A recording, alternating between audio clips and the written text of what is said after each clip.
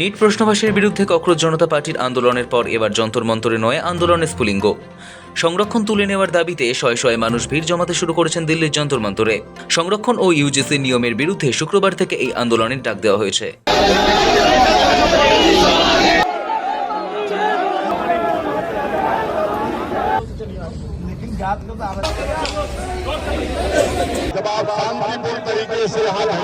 শুক্রবার সকাল থেকে যন্তর মন্তরে ভিড় জমাতে শুরু করে প্রতিবাদীরা।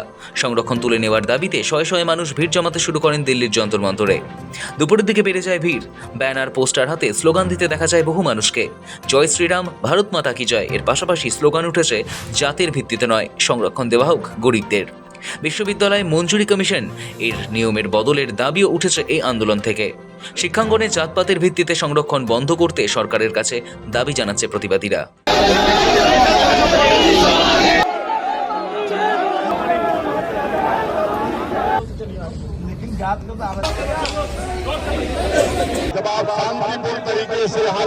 এদিকে সিজেপির আন্দোলনের পর থেকেই যন্তর মন্তর নিয়ে সতর্ক দিল্লি পুলিশ। কোনো রকম অশান্তি এড়াতে উল্লেখযোগ্যভাবে বাড়ানো হয় ব্যারিকেড। বিক্ষোভকারীরা যাতে প্রতিবাদ স্থলে পৌঁছতে না পারে তার জন্য বাধা দেওয়া হয়। তারপরও ভিড় রোখা যায়নি। প্রচুর সংখ্যায় মানুষ যন্তর মন্তরে একত্রিত হয়েছেন।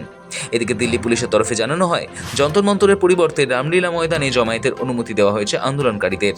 কোনো মিছিলের অনুমতি দেওয়া হয়নি। কড়াভাবে জানানো হয়েছে বিক্ষোভকারীরা যেন শান্তিপূর্ণভাবে আন্দোলন করেন। ব্যুরো রিপোর্ট, সময়, কলকাতা।